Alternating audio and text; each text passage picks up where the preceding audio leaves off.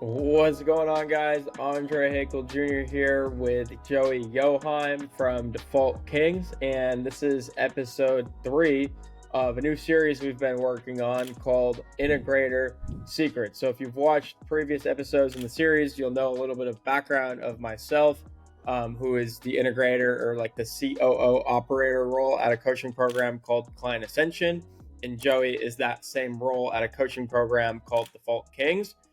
Joe, you want to give a quick intro for the people watching? Yeah, absolutely, man. So I am basically the integrator role inside of defaultkings.com. And what we are is we're an online men's fitness coaching company. So since 2020, we've worked with over 350 guys, helping them lose an average of 30.1 pounds. So that's where my experience is pulled from, is just inside of that coaching program that we're still currently running. Yeah, dude, and you crush it. So basically, the background is we've set up these bi-weekly calls to just mastermind behind the scenes because we have very similar roles and very similar businesses. And it just got to the point where we're like, we're just spitting so much fire. Let's share it with the people. And so that's what we're doing. Like, this is still the same weekly call or bi-weekly call we have set up, and we're just recording it. And so, and it's actually helped us to come to these conversations with a little bit more intention and notes, and just, it's more formalized. But anyways, the question that we're posing for today's conversation is, how do you measure if your program is delivering enough value? And so if you're not familiar with coaching programs, essentially you have lead gen, and this is with any business, but you have lead generation, you have sales, and then once you get a student in the door, you have to deliver value, which is like fulfillment. And so how do you measure if your program is delivering enough value? How do you measure if the fulfillment side of the business is where it needs to be? And so I wanted to open up the conversation with that question for Joey and just kind of see, like, how do you guys at Default Kings measure if your program is delivering enough value? I think bare minimum for anybody, this is not just what we do, but bare minimum, you have to just make sure you're delivering on the promise, right? Like that's like a Yeah. no. And for us, the promise is lose 10% of your body weight in 12 weeks. That's the promise. So we have to make sure and determine whether or not guys are losing 10% of their body weight in 12 weeks. And how we do it is we literally have KPIs set up that actually track the average rate of weight loss for guys. So I'll go in, and now our client success team manager will do this for me, goes in and looks at each individual client and checks how much of that weight, of that 10% of their body weight, are they within those 12 weeks. And so we're able to get averages, and we're able to see even spread amongst which coach they have, who's doing the best. And this is really an easy way for us to actually monitor coaches' performance as well. So I think bare minimum, deliver on your promise, and then you actually have to track it and see if you're doing it. And that's the only way. I don't think there's any way to Dude, tip around it. this is why I love these conversations with you, bro, because I had like all these super technical answers in my head for this question, but like it really does go back to the core promise, which so many people miss. Yeah. And like, so for you guys, it's the body loss or the weight loss. And for us, it's like booking a certain amount of calls or increasing the monthly revenue by a certain dollar amount. And so, like, that's an output goal, right? Same as your weight loss goal. It's an output goal, which is controllable to some extent based on inputs that help you to get there. So, I guess for you guys, how do you track or how do you determine what inputs are the most impactful to help someone reach that guarantee? Mhm. It's an offer specific thing, right? Like for us with fitness and weight loss, there's going to be very specific things that guys have to do to lose weight, right? Like it's not, it's not in the world of fitness. It's not rocket science. It genuinely does come back to moving more and eating less. So these guys have, daily walk schedule. They have a protein goal. They have a calorie goal, right? They have workouts on their list. And if they're not doing them, they're obviously not going to get the result. Same thing being inside of your guys' coaching program. It's like you have business health audits, right? It's how many emails did you send? How many DMs did you send? Right? How much you're spending on ads? How many sales assets did you post? There's very specific inputs that are going to actually make sure that that outcome is delivered. The outcome that you're promising is delivered. So you have to hold them accountable to doing the inputs. And what a lot of businesses do, and what we do to an extent, is we actually put our contingencies of our guarantee in relation to those inputs. I know you guys do that as well. So that's a really good strategy for a business owner, is to be like, with your marketing and the guarantee that you have, make it contingent upon them completing the inputs that are actually going to get them the results. Yep. I mean, that's just the way it has to be. Like, you cannot achieve a result if you don't do the things that are going to get you that result. And that's why I'm such a fan of inputs over outputs, is Yep. because you don't you can't really control outputs as much as you want to increase revenue or as much as you want to lose weight. It's not like a knob you can turn or something you can go and check off the list. No, It's a result of doing certain actions that we've seen work time and time and time again, right? completely, completely. And again, like you guys have something similar as well. I don't want to spill all the client ascension beans here, bro. Hey, But you're good, just bro. being Still, inside of it, I know exactly what's going on from a student perspective too, being in your coaching program, right? Like there's a very clear step by step roadmap of how are you going to do this, and you Mhm. need to check those boxes. You need to do it, and we have the same exact thing. It's like this is what you need to do today and this week for these next set amount of weeks, and if you do that, it's inevitable that you lose the weight. It's inevitable that you achieve your goal, right? Yep. So you have to dumb it down, I think, and make it super easy for the clientele to get that outcome by outlining what are the exact inputs they need to do. Yes. Now, the toughest thing that I think we struggle with, or our students struggle with, is the patience aspect, right? And so there was a great YouTube video I saw from Myron Golden, who's in our space as well. And he was talking about how, like, he can tell you exactly what you need to do. And he can guarantee that if you do those things, you will get the result. The only thing is he cannot guarantee when that will happen for you. Like, that's not controllable by him or the student or us or the market, is really like by God, is what he tied it back to, which I thought was so profound. And so that's what students, I feel like, really struggle with, is they're doing these actions for a certain amount of time and they're not seeing the results, and so they give up. And one really helpful thing for us has been like proof of, like, hey, like, I know it seems like this might not work or it's not working right now, but look at these 12 other students that felt the same exact way you're feeling now, but because they stuck with it, they're the face of the program. They got the results that they wanted and more. And so that's in the form of like case studies and kind of what I do, or call them our student spotlight interviews. And so have you done something similar at Default Kings, where you've built so much proof that when students start to doubt the process, you can say, hey, look, like, I know what you're feeling. These other students know what you're feeling. But if you keep going, you're going to end up like these guys that are successful. Completely, completely. And I think when you have such a outlined, definition of their roadmap, right? The inputs they need to do to get the outcomes. Inevitably, you're gonna have a shitload of people that get the outcomes, and Mm. then you take that and you can use it for your marketing, of course, right? Or in content. But I think it's just as important to use it internally too. So having a wins channel or shouting out clients on coaching calls, literally putting that same proof that you're putting on your timeline or you're putting in your advertisements, you put it inside your community so other clients see it. They're more bought in. They know it's possible. And naturally, whether they realize it or not, they're just going to adopt more ownership because they see other people achieving it. And they're like, if they're not losing weight, let's say, the response is not going to be, well, this Default Kings program, like, I'm not losing weight on it. It's going to be, well, there's hundreds of other guys here that are losing weight. There's something that I'm not doing or something that I'm not getting, and they're going to take ownership. So I think it's Yeah. important to not only plaster it on your external marketing, but internally market the case studies to the guys you're working with right now, because they'll do better work. They'll take more ownership. They'll take more responsibility of the circumstances versus pointing the finger at you. Yep.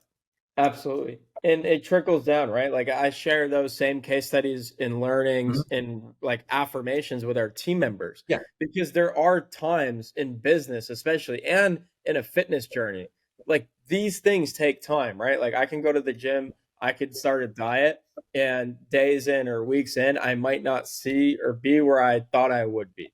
And that can be Mhm. very like discouraging, demotivating, and that I see as like the biggest threat to someone giving up and not seeing the results they came for. And so I just think it's so important to constantly remind these guys that if you just stay patient and continue to, focus on the inputs, the outputs will be there. It's just a matter of time. It's not like if, it's just when, which I love that so much. I think there's an element of it too, and I know you get this through an onboarding process, is setting the expectations properly. It's kind of sales and Mm. onboarding, right? It's somewhere in the handoff. You have to actually set the proper expectations. And so one thing that we make sure we tell them is explicitly, this will not work unless you do. I can give you all these modules. I can make you a program. I can tell you what you're supposed to eat, but I can't actually go into your body and choose what you're putting in your mouth. Only you can actually take the advice and apply it. So like, it's one of those things. I think I told you this on the Stick Talk podcast as well. One of the analogies we use in our kickoff calls is this idea of we'll load the bases for you, but at the end of the day, you're the one that hits the ball. And when you tell that to clientele, it really comes true, right? They understand it. They get it. They conceptualize it. And they're like, yeah, he's right. Like, bases are loaded. I got everything I need. I just have to hit the ball. And so I think that's an important part of the process too, is the onboarding and the expectation setting. Yep. And one thing that you guys do a really good job with as well is you build the belief in themselves, right? Because yeah, we can show them all the proof that other people have done it, but a lot of times at the core, there's a belief that for some reason something's wrong with them, or for some reason they're not capable. And maybe talk about how like priming their mindset coming into the program is important as well. I love that you brought up priming, bro.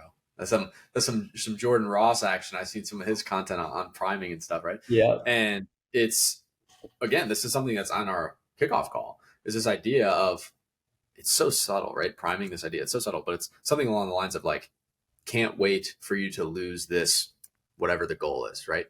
Can't wait for you to make XYZ dollars, right? Whatever your offer is, whatever the problem is that you're solving. When you start talking about that in the handoff and in the onboard, you're subconsciously programming them and priming them to go and get that result. And you're already building belief in them with that priming. And I think there's also a layer of it too.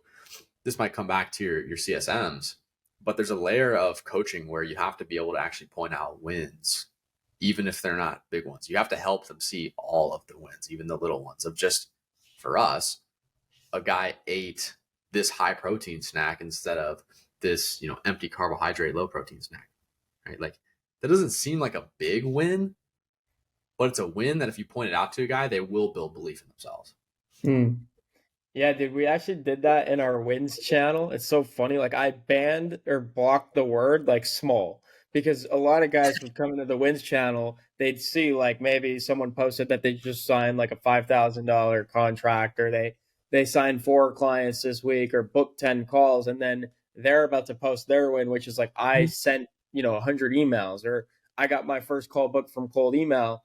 And so just comparatively, they're like, I had a small win this week.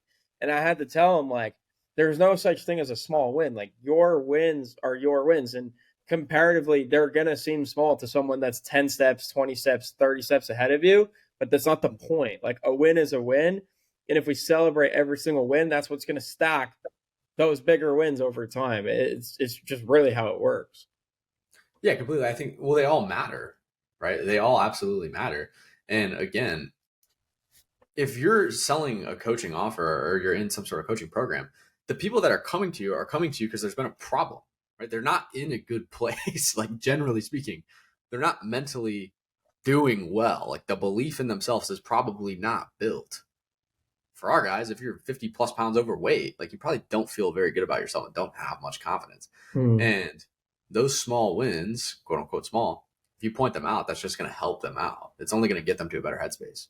So yeah, man, absolutely. It's massive. And I think it's one of the biggest things that you can do. One of the most important things you can do is literally have a wins channel and make sure other clients are seeing other clients win and share that amongst each other.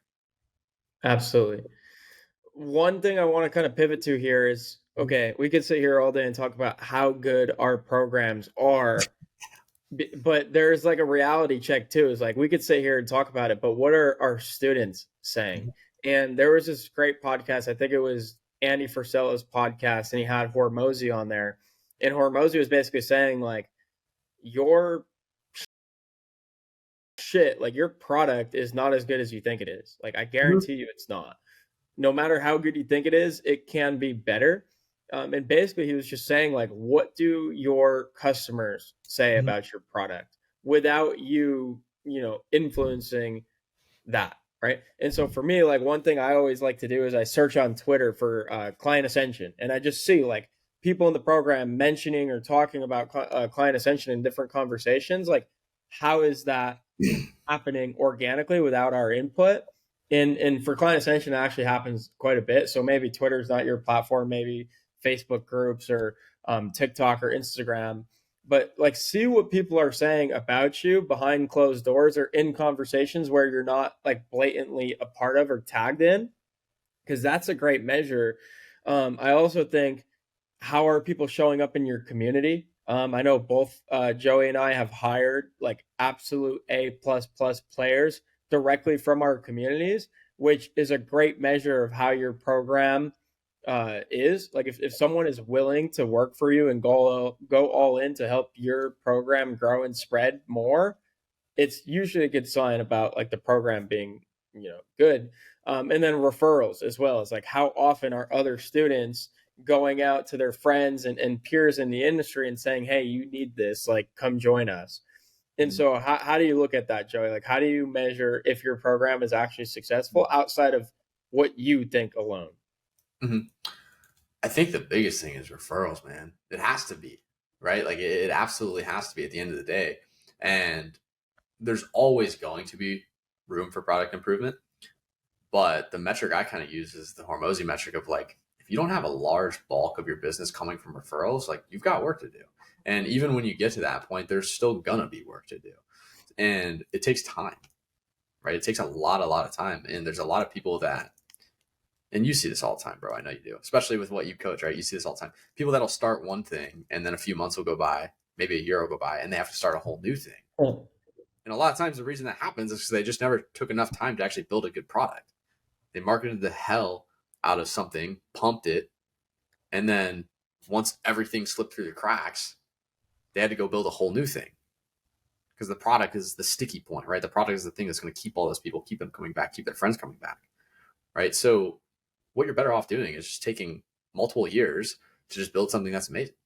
And you should aim to get to the point where the big bulk of your business is coming from referrals. And I think that's literally the answer. It's just referrals. yeah. Yeah, it is like the most like detached ego answer you can give, because people could talk about your program, you could get them on case studies, but if they're not so invested and so like convicted in what you're doing that they're going out and telling their friends that they should also spend their money to be a part of it, then that is definitely an area to look at, right? It really Completely. is. Completely. And again, there's always room to improve, right? And I think one thing as well on the referral side that we realized is like you do have to actually set up a system that allows them I was just to, gonna say that, bro. You right? actually Yeah, have like, to ask sometimes yeah, too. you have to ask. You have to ask. It's sales at the end of the day. Like you have to ask. You do, right? And there's something that we're working on right now. I know I sent you a little loom. I don't know if you want to get into it a bit, but there's Definitely. ways that there's ways that you can systematize it, and there's things that you have to set up to actually make there be an ease of entry as well, right? So it's like any kind of sales process. Like you have to ask, and you have to make it easy to buy. You do. Absolutely. So I guess that's a great question for you to prop you up. I know you have a system that you're testing now, and you don't have to go into full detail, but like, what are some ways that you can generate more referrals, knowing that your product is good and it's getting students, life changing results? So this is just a theory. This is ultimately theory. Like the video I sent you, it's still ultimately theory. It's testing. But where my mind goes is just like any sort of acquisition process. I feel like you have to give on the front end, right? You do, and I feel like with referrals, it's the same thing. And if you think about it conceptually, logically, this makes sense. It's like, well, what can you give your clients more of that's going to potentially encourage referrals? And it's like, well, what if they could invite a friend to some feature of your program for free, right? I'm testing it. Logically, it makes a ton of sense. It's like, well, if they can go out and show their friends a free piece of this and something in here that might be valuable to them, that would probably encourage a lot more referrals and open the door for you a ton on the back end to just have that referral opportunity. So that's where my test is stemming from, is just that logical sequence of events. Yeah, I think that's super interesting. And in one of these upcoming sessions, we'll come back to this and talk about what the results look like and what changes you made to it, if any. So definitely stay tuned, hit the subscribe button because it will be coming to this channel in a couple of weeks, I'm sure. Um, but yeah, I think with referrals, like you said, you have there has to be some like form of reward. And like the way we justify it is like, if you're getting someone from referral, you're not paying to acquire that lead, right? you already paid Yeah. to acquire the person that is now referring you this lead for free. And so you can dedicate the same budget, maybe you dedicate to a setter or to your sales team in general, to the person that's referring you this business. And one thing I learned from Cole Gordon, what he does really well is he makes it like a competition. I think in business and fitness, like these are very competitive spaces where it's mostly consisting of like men that have big egos. And so anytime you can gamify it or incentivize competition, you're going to get better results. And so as soon as for us, like we implemented a referral competition in leaderboard for like who has the most referrals or who's giving the most referrals, not only are they getting compensated the most, but they're being recognized the most by other people in the community, which I Mhm. just think is so genius. Yeah, dude. Well, there's status in the community as well, and this is an idea we've talked about too. Because if you think about it, humans are generally speaking status driven individuals, and there's going to be that inside of a community. Like there's a hierarchical, well, how do you say that? Hierarchical, maybe, right? It's something like that. Complex I'm the worst inside. at Yeah, pronouncing shit. totally. And like you're talking about, like you have client ascension poster boys, like we have default pings poster boys, like we absolutely do. And those are the guys that in the community, other members look at and they're like, damn, that guy's pretty cool. Right? It's just a natural psychological effect. So if you can create that hierarchy with a referral competition, it would probably be killer. I've never tried that, but that would be freaking awesome. Yeah, referral competition. But I think what's so important here is to go back to what Joey said in the very, very beginning, which is you have none of this is even worth listening to if you're Yeah. not delivering on the core promise. And if you're listening to like the referral competition, but you're not delivering on the core promise, like create a competition around the core promise, right? These same strategies apply at all different aspects of the business, which I think is cool as well, because it's not just, oh, you can only have a competition for referrals. You could have it for inputs of or leading to the core promise, you know? Mm-hmm. And dude, like numbers wise as well, because I know a lot of people, especially like if you're an integrator type and you're listening to this, probably like the numbers and the data. And we talked about that input sheet, right? Like the things that they should do that allow them to hit the guarantee. And for us, we actually ran it on what the success rate is, meaning like did we deliver on the promise if they did it, all their inputs? It was 98%. That's It's wild. 98%. So if they just do their thing, there's a 98% chance that you hit the guarantee. And to even go further along in terms of just product and client relationships, that 2%, none of them asked for a refund, right? Because you serve them well and you have a good relationship with them. Like chances are Yeah. people aren't even going to ask for that, even if they miss what you could guarantee. As long as you did good work and they feel like you didn't totally bone them, they're not going to ask for that refund most of the time. Yeah. Even if you offer it, they might even tell you to keep it, Yeah. right? I So think that's another thing as well. you know what's interesting, Joey? Like that 98% is super impressive. What I think would be even more impressive is how do you get 98% of your students to hit all the stipulations?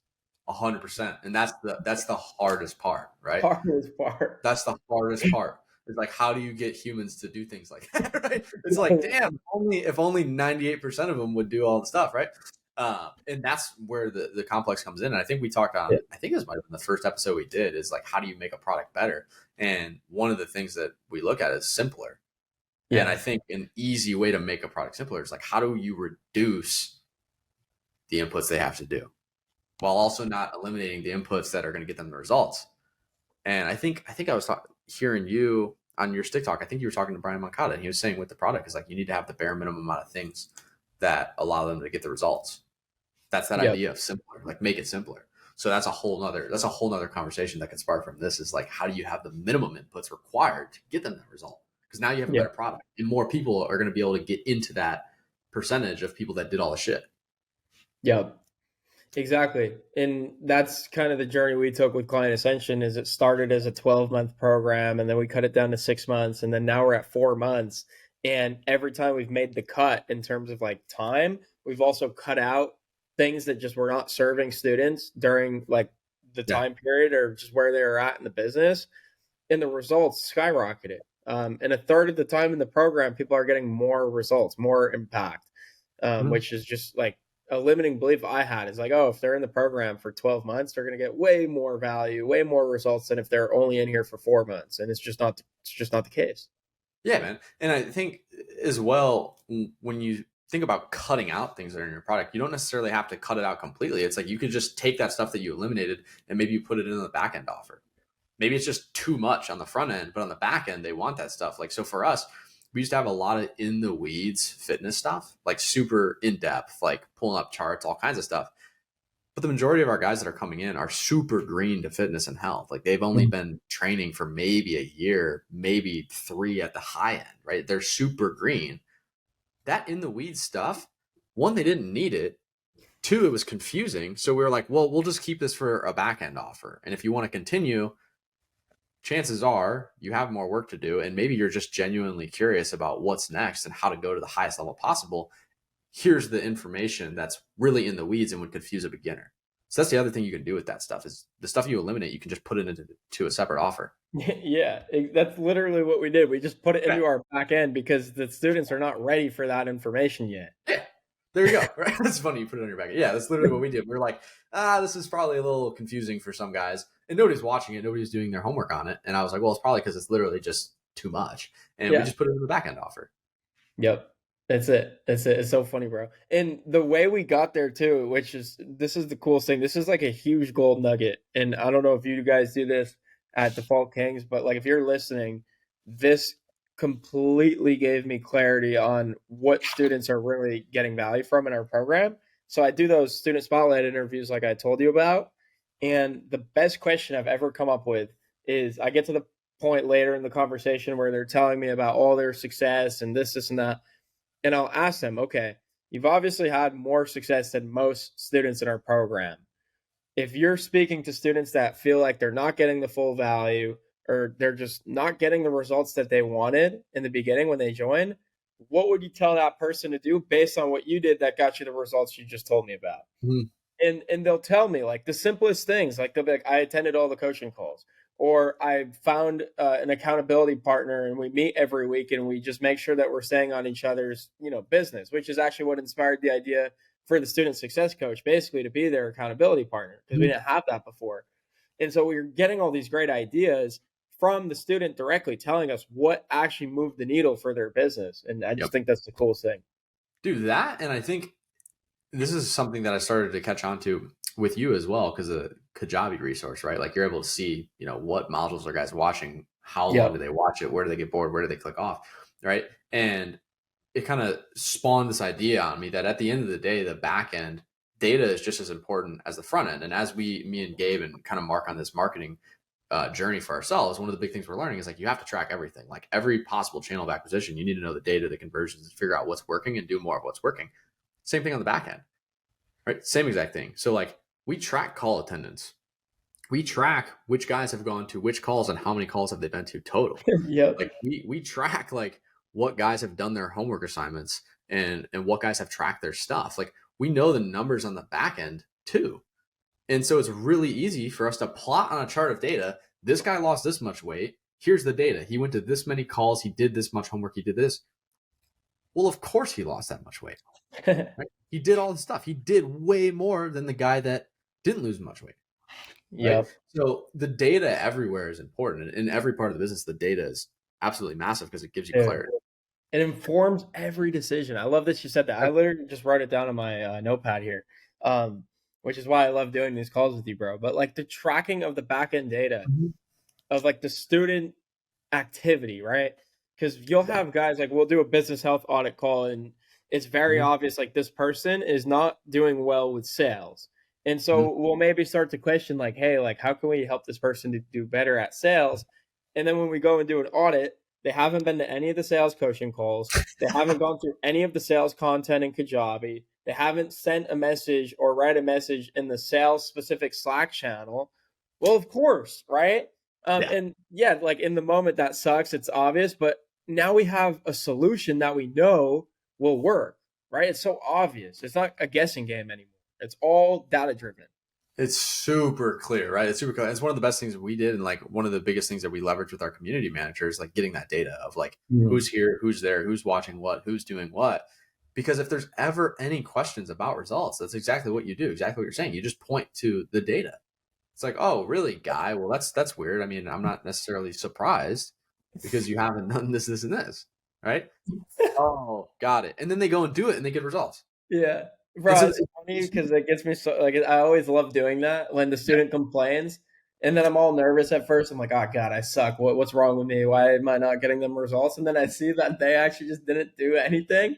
yeah, I'm like, okay, bro. But I like that's out of love. Like that's a place of yeah, like a heart posture that is loving of like, dude, like look, I got you. yeah. Just do There's it. no, there's no such thing as an execution coach, right? Like there's nobody that you can hire, especially for what we do. I mean, obviously you have done for you offers, of course, but like with what we do, there's nobody that you can hire in the world that's going to work out for you or eat for you. Like it's not, there's no done for you fitness. It's not real. It doesn't exist.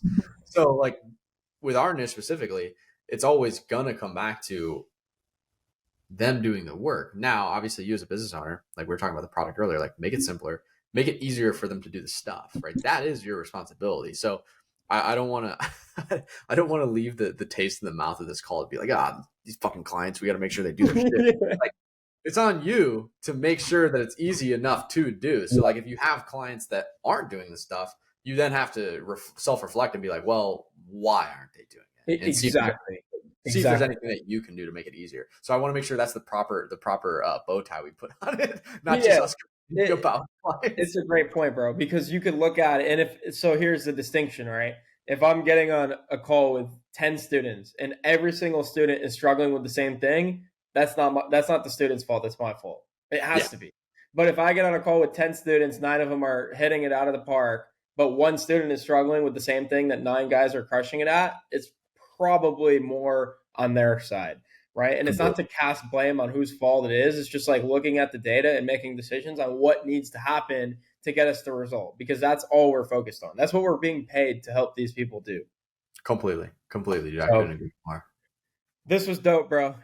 This always the conversation like goes so much further than I had planned or imagined, and so I appreciate you bringing your stories and experience and knowledge for the audience. Um, and we'll just keep these going. And if you guys are listening, thanks so much. We appreciate it. Any feedback is appreciated on videos like this. Any thoughts, comments, questions, just drop them in the comments section below and check out some of the other ones. I think this is episode 3. So if you haven't seen the first 2 episodes of the series, they're just as good as this one was, and they're just going to continue to keep getting better. So appreciate you guys for hanging with us, and we'll catch you on the next one. See you guys.